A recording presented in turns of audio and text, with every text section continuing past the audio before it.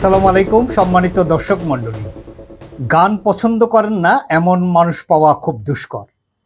আমাদের এই জাগতিক জীবনে সঙ্গীত অথবা গান নিশ্চয়ই আনন্দের একটি গুরুত্বপূর্ণ উপাদান।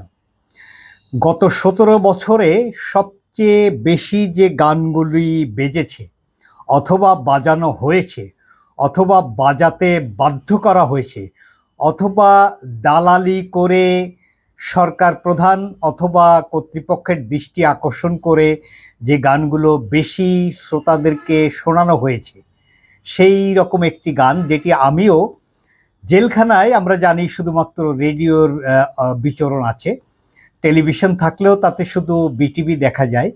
সেই জেলখানায় রেডিওতে সবচেয়ে বেশি যে গানটি আমরা শুনতাম, সেই গানটি এখন আমি আপনাদেরকে আবার শোনার অনুরোধ করছি, তবে ভিন্ন এক শিল্পীর কণ্ঠে।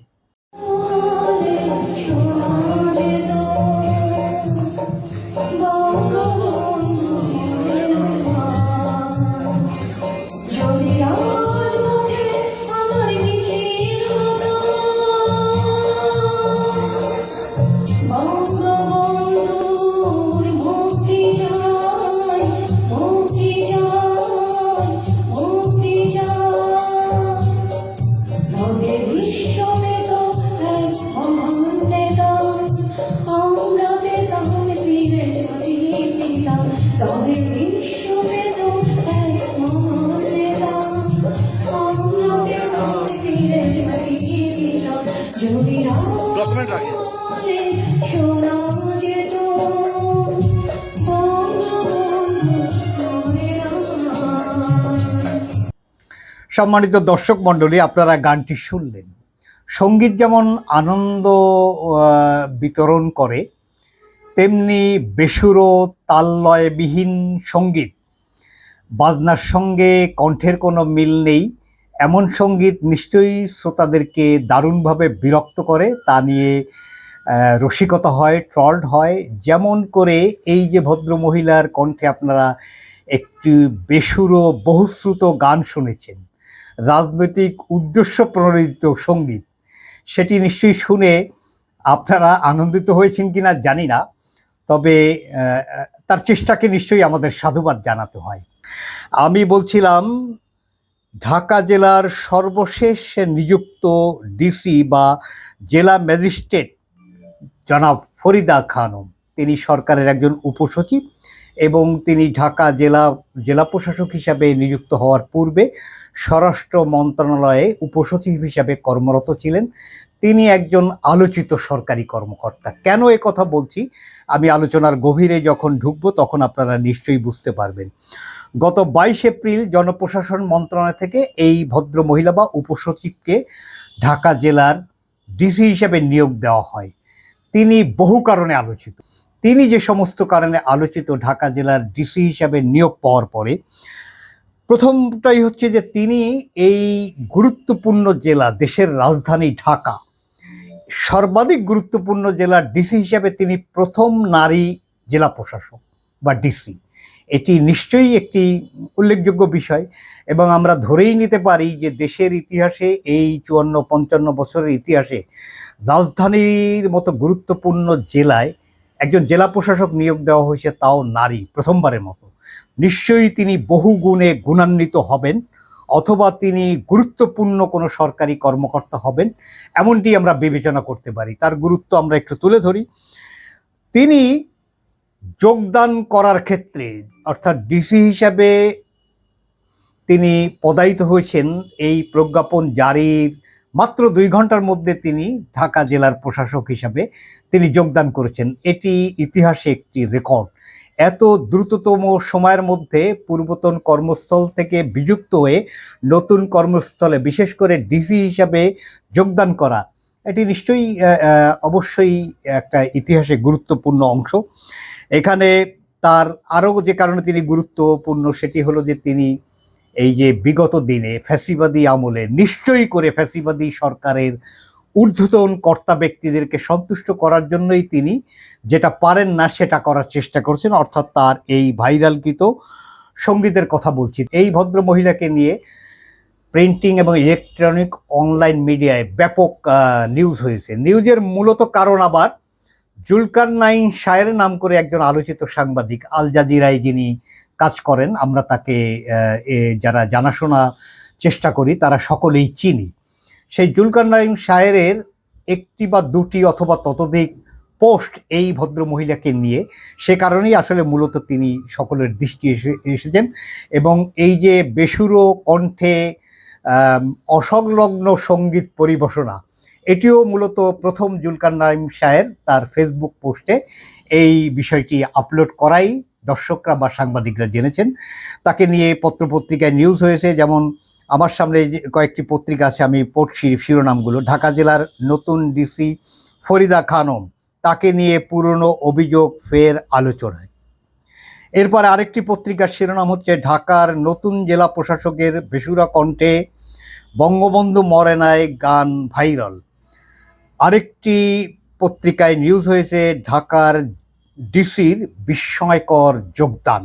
ওই যে আমি যে কথাটি বলছিলাম যে মাত্র 2 ঘন্টার মধ্যে তিনি তার পূর্বতন কর্মস্থল থেকে বিযুক্ত হয়ে জেলা প্রশাসক হিসেবে যোগদান করেন। বুধবার দুপুরে অর্থাৎ ওই 22 এপ্রিল দুপুরে জনপ্রশাসন মন্ত্রণালয়ের প্রজ্ঞাপন জারির পর বিকেলেই তিনি দায়িত্ব গ্রহণ করেন।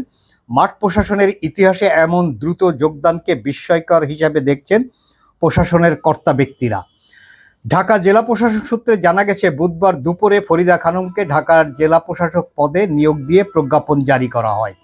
মন্ত্রণালয়ের ওয়েবসাইটে মন্ত্রিপরিষদ বিভাগের নতুন কর্মকর্তার যোগদানের সময় জানতে চাওয়া হয়।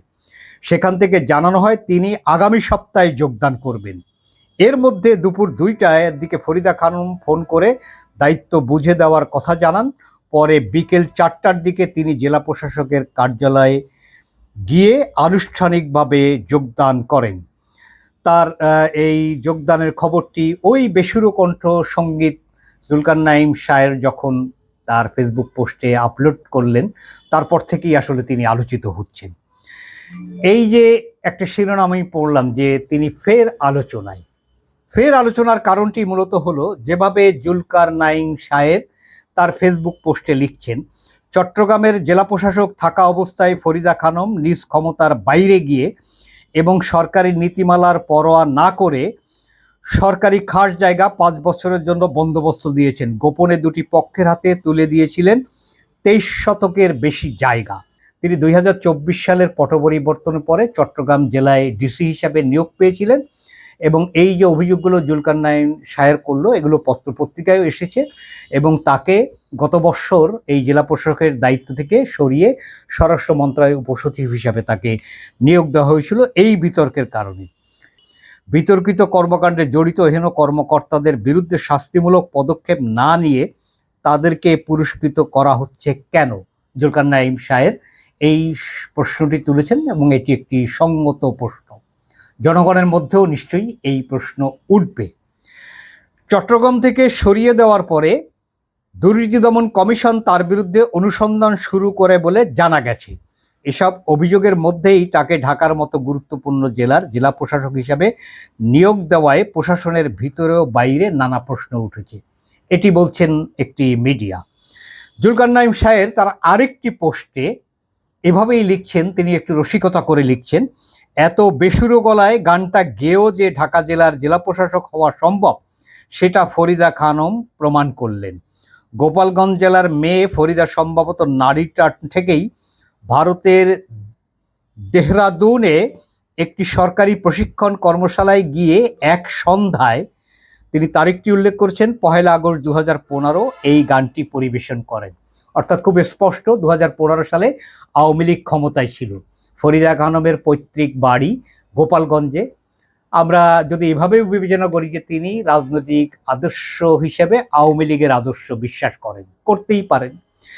তিনি 1 আগস্ট 2015, আগস্ট মাসের শুরুতে, আমরা এটাও নিশ্চয়ই অনুমান করতে পারি যে 15ই আগস্টকে কেন্দ্র করে সরকার প্রধান তার সেন্টিমেন্টকে এনগেজ করা এবং আওয়ামী কর্তা ব্যক্তিদের দৃষ্টি আকর্ষণের জন্যই তিনি আগস্ট মাসের সূচনার দিনেই এই দেহরাদুনে প্রশিক্ষণরত থাকা অবস্থায় তিনি এই গানটি পরিবেশন করেছিলেন। জুলকার নাইম শায়ের আবারও বলছেন, যদিও গত বছর চট্টগ্রামে জেলা প্রশাসক থাকা অবস্থায় বালুমহল ইজারা, সরকারি জমি নিয়ম বহির্ভূত বন্দোবস্ত, রেকর্ড জালিয়াতি, ক্ষমতার অপব্যবহার করে এক খাতের তহবিল অন্য খাতে ব্যয় করা সহ নানা কারণে জেলা প্রশাসকের পদ থেকে সরিয়ে দেওয়া হয়। এই যে কথাগুলো আমি আলোচনা করলাম, পত্রিকার নিউজ, ফরিদা খানম সম্পর্কে সামান্য তথ্য, জুলকার নাইম শায়েরের মতো সাংবাদিকের পোস্ট, এগুলো নিশ্চয়ই কেন গুরুত্বপূর্ণ আমি আশা করি আমার দর্শক মণ্ডলী বুঝতে পারছেন। তো একজন কর্মকর্তা ঢাকা জেলার মতো গুরুত্বপূর্ণ জেলার ডিসি হবেন। আমরা জানি ডিসিদেরকে নিয়োগ দেওয়ার পূর্বে ফিট লিস্ট বলে একটি শব্দের সঙ্গে আমরা পরিচিত, অর্থাৎ তারা জেলা প্রশাসকের দায়িত্ব পালন করার জন্য উপযুক্ত কিনা, ফিট কিনা, এটি নিশ্চয়ই কতগুলো শর্ত এবং পরীক্ষা নিরীক্ষার মধ্য দিয়েই নিরূপণ করা হয়।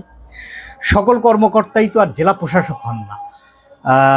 সরকারি প্রশাসনের গুরুত্বপূর্ণ একটি পয়েন্ট হলো জেলা প্রশাসক। দেশের জেলাগুলোতে, বিশেষ করে গুরুত্বপূর্ণ জেলাগুলোতে অনেক যাচাই বাছাই করে সরকার এই পদে নিয়োগ দেন, এবং সেখানে নিশ্চয়ই সরকারের রাজনৈতিক ইশতেহার, নির্বাচনী ইশতেহার, সরকারি কর্মকাণ্ড বাস্তবায়ন, এ সমস্ত ক্ষেত্রে যে সমস্ত কর্মকর্তা পেশাগতভাবে দক্ষ, প্রত্যুৎপন্ন মতিত্ব, নেতৃত্বের গুণাবলী আছে এবং একই সঙ্গে সরকারের পরিকল্পনা এবং সরকারের কর্মসূচি বাস্তবায়নের ক্ষেত্রে তার দিক থেকে কোনো অসদাচরণ কিংবা অসহযোগিতা অথবা গোপন তৎপরতা থাকবে না, এ বিষয়টি সরকার নিশ্চিত হয়েই জেলা প্রশাসকদেরকে সাধারণত নিয়োগ দিয়ে থাকেন।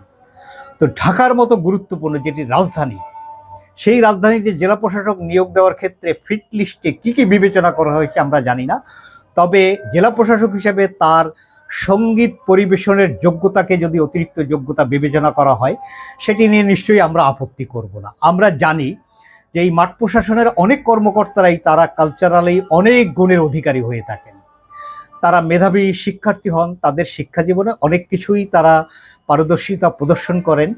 যিনি মেধাবী তিনি সকল ক্ষেত্রেই যথেষ্ট সাফল্যের স্বাক্ষর রাখেন, এমনটা আমরা অলরাউন্ডিং পারফরমেন্সের বহু মেধাবী কর্মকর্তাকে চিনি। তো ফরিদা খানমের সঙ্গীতকে আলাদা যোগ্যতা হিসেবে বিবেচনা করা হয়েছে কিনা আমরা জানি না, তবে চট্টগ্রামের মতো দ্বিতীয় গুরুত্বপূর্ণ জেলায় ডিসি হিসেবে তার পারফরমেন্স, যেটি পত্রপত্রিকায় এসেছে এবং সাংবাদিক জুলকার নাইম শায়ের যেভাবে উপস্থাপন করলেন, এবং এটিও তিনি উল্লেখ করলেন যে দুর্নীতি দমন কমিশন চট্টগ্রামে কর্মকালীন সময়ে তার এই অসদাচরণ, দুর্নীতি, অর্থ সম্পর্কে অস্বচ্ছতা, এগুলো নিয়ে তদন্ত করছে। সেই মুহূর্তে ঢাকা জেলার জেলা প্রশাসক হিসাবে ফরিদা খানমের নিয়োগ, গোপালগঞ্জে যার বাড়ি, যিনি নিজে প্রমাণ করার চেষ্টা করেছেন তিনি ফ্যাসিবাদী সরকারের প্রতি অনুগত, সেই ধরনের মানুষকে আর কি কি যোগ্যতায় ঢাকা জেলার জেলা প্রশাসক নিয়োগ দেওয়া হলো, এটি জানতে চাওয়া নিশ্চয়ই আমাদের এক ধরনের নির্দোষ কৌতূহল বা অধিকার। আশা করি যে কর্তাব্যক্তিরা প্রশাসনের ঊর্ধ্বতন পর্যায়ে আসেন, বিশেষ করে জনপ্রশাসন মন্ত্রী, মন্ত্রণালয়ের সচিব, অন্যান্য কর্মকর্তারা, তারা নিশ্চয়ই জনগণকে এ বিষয়ে পরিষ্কার করবেন। আজকে এ পর্যন্তই, ধন্যবাদ।